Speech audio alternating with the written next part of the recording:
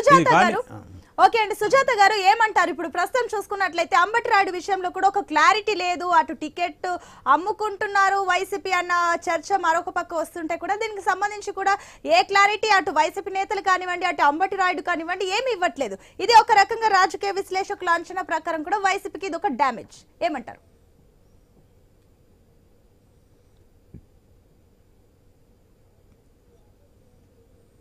సుజాత గారు మీ voice mute లో ఉందండి.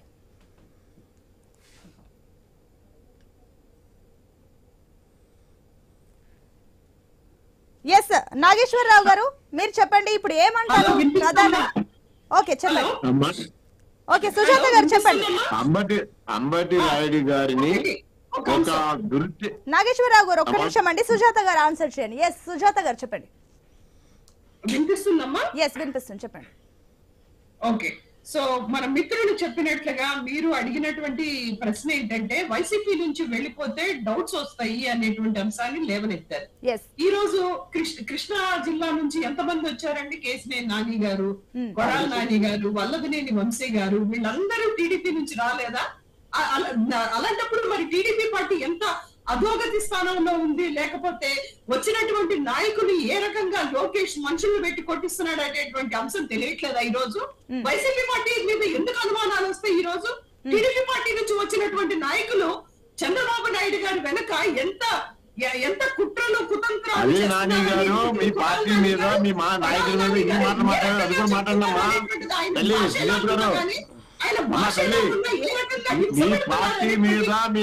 మీద కేసీఆర్ నాని మాట్లాడిన మాటలు కూడా మీరు మాట్లాడుతున్నారు. నాయకుల్ని టీడీపీ పార్టీ ఈ రోజు చూస్తున్నాం. జనసేన పార్టీ నుంచి ఎంతమంది వచ్చారంటే జనసేన పార్టీ నుంచి అధికార ప్రతినిధులు అయితేనేమి, జనసేన పార్టీని నమ్ముకొని వెళ్ళినటువంటి ఐఏఎస్ అయితేనేమి, ఈ రోజు పార్టీని వీడు ఎక్కడున్నారో చెప్పండి. కాపు కులాన్ని నమ్ముకొని వెళ్ళినటువంటి అధికార ప్రతినిధులు ఐఏఎస్లు ఎక్కడున్నారు చెప్పండి జనసేన నుంచి.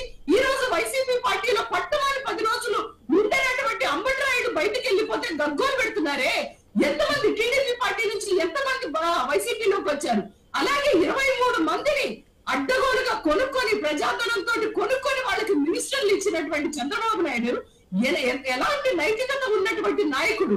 ఈ రోజు ప్రజల సొమ్ముతో స్కిల్ స్కామ్ లో, ఆ స్కామ్ లో, ఈ స్కామ్ లో డబ్బులు కొల్లగొట్టి మినిస్టర్లని ఎమ్మెల్యేలను కొని 23 మందిని, ఎంపీలను కొని 3 వాళ్ళని మినిస్టర్లుగా చేసినటువంటి అధోగతి పరిపాలనని మనం చంద్రబాబు నాయుడు గారి కాలంలో మనం చూసినటువంటి పరిస్థితిని చూసాం. నాగేశ్వరరావు గారు ఏమంటారండి దీనిపై మీ ఆన్సర్ ఏంటండి? అంటే 23 మందిని కొనుక్కొని చంద్రబాబు నాయుడు అధికారం నడిపించారు, మినిస్టర్స్ చేశారు. మీరు 43,000 కోట్ల రూపాయలు సాధించి దాఖలు చేసి మీ నాయకుల మీద లేటెస్ట్ నలుగురు ఎమ్మెల్యేలు మా ఎమ్మెల్యేలు కొని మీరు ఓటేస్తున్నారు. మీరు అది మర్చిపోతున్నారు. మీరు అది మానేసి కేసీఆర్ ఎవరండి? కేసీఆర్ నాని మీ నాయకుడి కోసం మాట్లాడిన మాటలు మీరు ఒకసారి మాట్లాడచ్చుగా. కేసీఆర్ నాని జగన్మోహన్ రెడ్డి కోసం, వైసీపీ పార్టీ కోసం కేసీఆర్ నాని మాటలు మాట్లాడి కూడా మీరు మాట్లాడాలి కదా. ఎవరో 43,000 కోట్లు సిబిఐ సాక్షి ఈడీ మీరు సాక్షి దాఖలు చేస్తున్న గురించి మాట్లాడండి. ఒక స్కిల్ కేసులో 53 రోజులు జైల్లో పెట్టి ఏ ఆధారం చేయలేని శాతగాని దద్దమ్మ ముఖ్యమంత్రి ఎవరు ఉన్నారంటే అది జగన్మోహన్ రెడ్డి ముఖ్యమంత్రి. శాతగాని ముఖ్యమంత్రి ఎందుకు పైకి రాకోకుండా ఒక సిఐడి తోటి అన్యాయం కేసు పెట్టించిన వ్యక్తి ఎవరన్నారు ముఖ్యమంత్రి? సాక్షి చూపించారు కదా. స్కిల్ డెవలప్మెంట్ కొన్ని వేల మందికి ఉద్యోగులు ఘనత సందర్భంలో 43,000 మాట్లాడమ్మా తల్లి. అమ్మా సుజాత గారు 43,000 కోట్లు సాక్షి మాట్లాడు. కేసీఆర్ నాని ఒక 10 రోజులు చెప్పి జగన్మోహన్ రెడ్డి కోసం, వైసీపీ పార్టీ కోసం మాట్లాడేది. కాపులని జనసేన తెలుగుదేశం వైపు కాపులందరూ మొగ్గు చూపారు. ఈ కాపులను డిస్టర్బెన్స్ చేయడం కోసం ఒక తప్పుడు ప్రకటన చేయడం కోసం అంబటి రాయుడిని జాయిన్ చేసుకున్నారు. ఆ వలలో ఆయన పడుకోకుండా ఈ జగన్మోహన్ రెడ్డి నైజం, వైసీపీ నైజం తెలుసుకుని ఆయన బయటకు వచ్చేసాడు. ఇది నిజం. ఈ వైసీపీ పార్టీ కులాలతో ఆడుకునే పార్టీ. ఇది ప్రజాస్వామ్యం తెలియదు, అంబేద్కర్ రాజ్యాంగం తెలియదు. వైసీపీ పార్టీ కాదండి, చంద్రబాబు నాయుడు గారు కులాల చంద్రబాబు నాయుడు ప్రజాస్వామ్యమైన మనిషి, అంబేద్కర్ రాజ్యాంగాన్ని ప్రజాస్వామ్యం నమ్మిన వ్యక్తి ఉన్నారంటే అది చంద్రబాబు నాయుడు గారు. మీరు చూశారు కదా, మీరు అన్యాయంగా అరెస్ట్ చేసి 53 రోజులు ఆయన జైల్లో పెట్టి ఒక సాక్షి చెప్పలేదు. మీరు అంత శాపమైన పెద్ద ముఖ్యమంత్రి ఎలా ఉన్నారంటే అది జగన్మోహన్ రెడ్డి. దానికి సమాధానం చెప్పండి. 43,000 కోట్ల రూపాయల ఛార్జ్షీట్ ఇవే ఛార్జ్షీట్ దాఖలు కోర్టులో రోజు కోర్టులు అటెండ్ అవ్వకుండా వాయిదాల మీద వాయిదాలు కోర్టులు అటెండ్ అవ్వకుండా ఉన్న వ్యక్తులందరినీ దేశంలో ఆర్థిక నేరగాడు ఎవరు ఉన్నారంటే అది జగన్మోహన్ రెడ్డి. మొత్తం చట్టం జరిగిన విషయాలు ప్రశ్న మాట్లాడుతున్నామా?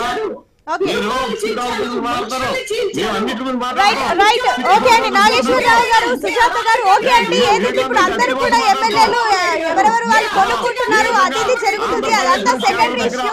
రైట్, ఒక్క నిమిషం అండి నాగేశ్వరరావు గారు ఒక్క నిమిషం అండి. ఇప్పుడు ఇంకొక ప్రధాన చర్చ కూడా తెరపైకి వస్తుంది.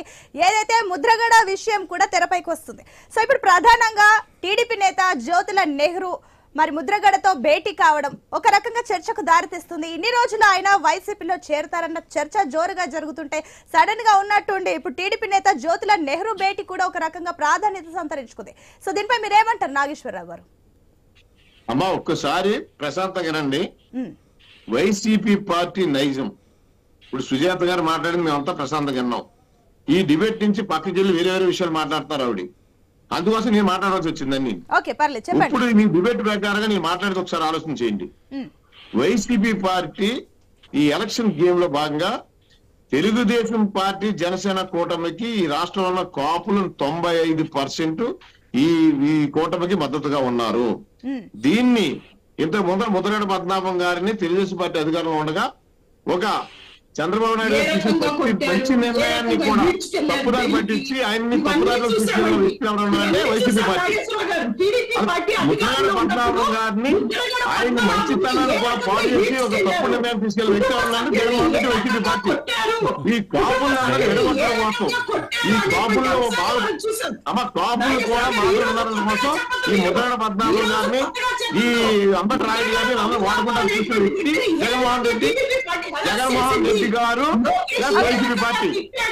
దీన్ని వాళ్ళు గమనించారు కాబట్టి ముద్రగడ పద్మనాభం గారు కూడా యూత్లో నెహ్రూ గారు కానీ లేకపోతే పవన్ కళ్యాణ్ గారు కానీ ఆయన ఆహ్వానం వ్యక్తం వస్తున్నారు. అది సుజాత గారు మీరు తెలుసుకున్నాం ఆ విషయం. మీరే తెలుసుకోండి, పబ్లిక్ తెలుసుకోండి. అమ్మా తల్లి తెలుసుకోండి, విషయం తెలుసుకోండి. మీరు మాట్లాడిన దాంట్లో ఇలా తప్పుంటే ఖండించవచ్చు. ఎవరు కొట్టారమ్మా? ఎవరు కొట్టారు? అది మీ సాక్షి ఛానల్ సాక్షి పేపర్ లో జగన్మోహన్ రెడ్డి గారు ఒక సృష్టించారు.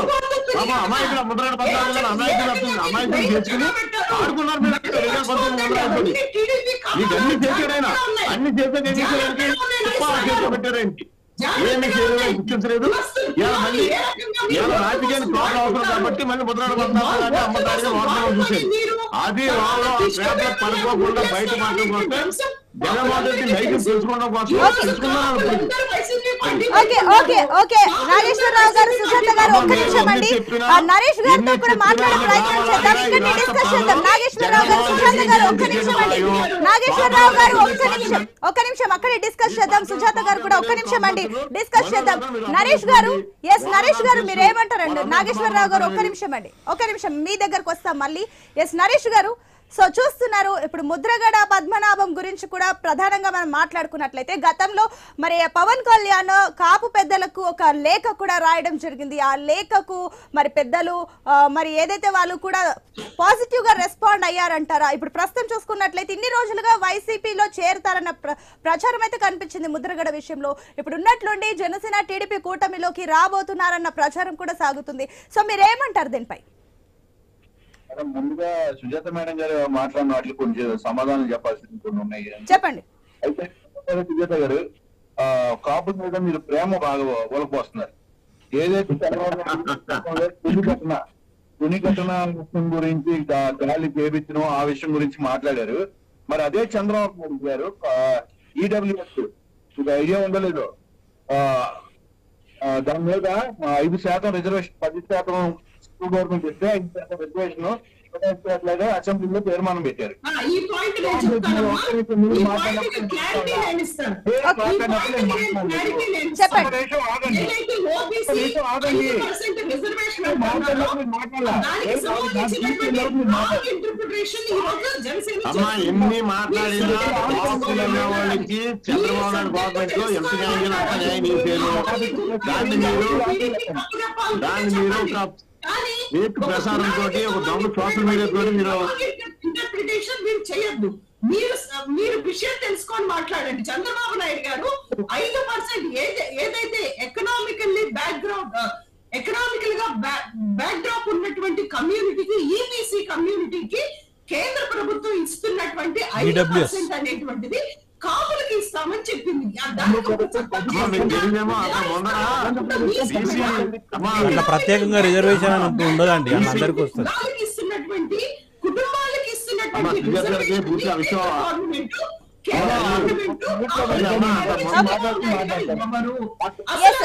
సుజాత గారు ఒక్క నిమిషం అండి, నరేష్ గారు మాట్లాడండి. సుజాత గారు ఒక్క నిమిషం. సుజాత గారు మళ్ళీ మీకు మాట్లాడే ఛాన్స్ ఇస్తాము. ఓకే, మళ్ళీ మీకు టైం ఇస్తానండి. సుజాత గారు మీకు మళ్ళీ టైం ఇస్తానండి. నరేష్ గారు చెప్పండి, మీరేమంటారు దీనిపై? ఇప్పుడు అదే మేడం, ఇప్పుడు ఏదైతే రిజర్వేషన్ ఇచ్చారో చంద్రబాబు నాయుడు గారు, ఆ రిజర్వేషన్ తొలగించినప్పుడు ఆ రోజు కాపుల మీద ఎక్కడికి వెళ్ళిపోయింది?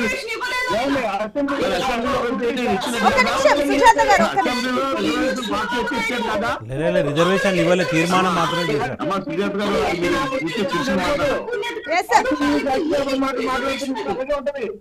ఓకే ఓకే సరే, ఓకే నిమిషం అండి, దీని గురించి క్లారిటీ తీసుకుందాం. రాజకీయ విశ్లేషకులు కూడా ఉన్నారు. ఓకే, సుజాత గారు, నరేష్ గారు, నాగేశ్వరరావు గారు ఒక్క నిమిషం అండి, ఒక్క నిమిషం. ఒక్క నిమిషం, మళ్ళీ మీ దగ్గరకు వస్తాము. ఎవరో ఒక్కరు మాట్లాడండి, క్లారిటీ లేదు, టైం అంతా వేస్ట్ అవుతుందండి. ఎవరో ఒక్కరే మాట్లాడండి, ఒక్క నిమిషం ఆగండి. రిజర్వేషన్ విషయంలో ఆవిడకి ఏ క్లారిటీ లేదు. ఆవిడకి ఓకే బీసీలో